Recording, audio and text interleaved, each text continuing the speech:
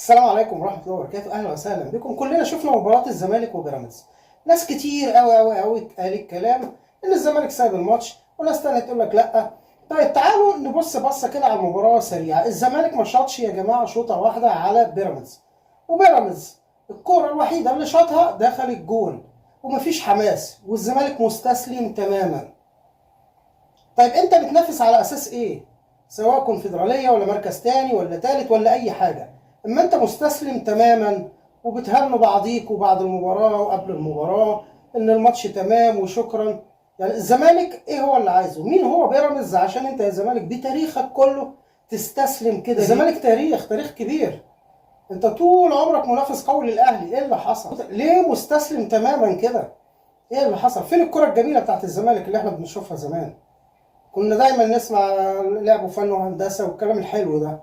النهارده الزمالك بيقدم الماتش لبيراميدز على طبق من ذهب مش من فضه. ده فوق كده كمان ان هو مستسلم تماما. مفيش اي روح في الملعب، مفيش حمية على التيشيرت اللي هو لابسه. اللعيبه دي كلها مش مقدره ان هي مع نادي اسمه الزمالك، نادي قوي ليه تاريخ فوق ال 100 سنه، نادي ليه بطولات. كان في سنه من السنين هو الزعيم كمان في الكوره، بس في افريقيا، وبعد كده جه الاهلي عداه بسنين مش بساعات ولا بالبطولات. فين الزمالك من ده كله؟ مفيش الزمالك. لا، والزمالك كمان عادي جدا، الموضوع بسيط جدا، وهو مستسلم وشايف نفسه ان هو مفيش مشاكل خالص.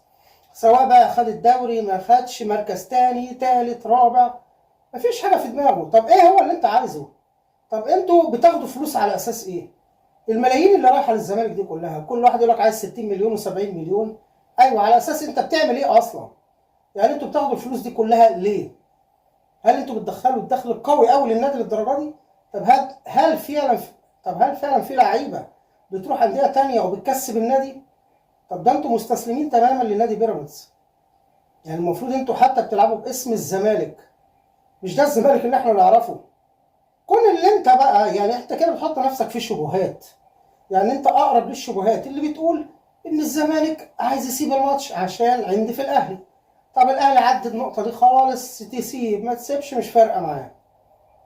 ايه اللي انت بتعمله ده؟ انت حاطط الاهلي في دماغك. ما تبص لنفسك انت، ركز انت في حياتك وفي بطولاتك، ركز في النادي بتاعك.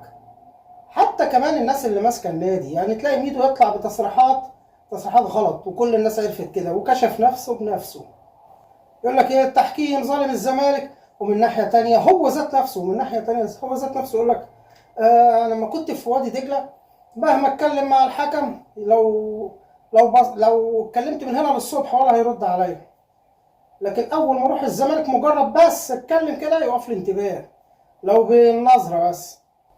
المشكله كمان ان الناس اللي هي مدربين الزمالك مش في دماغها حاجه غير الاقاويل، يعني مركزه في السوشيال ميديا والاعتراضات والكلام والتصريحات. المشكله كمان ان الناس اللي هي بتدرب الزمالك مركزه اكتر على السوشيال ميديا، اللي هو يدي تصريحات هنا وكلام هنا، واللاعب ده قال كذا، والتحكيم ظلمني وكاني وماني. يا عم ركز انت مع الفرقه بتاعتك.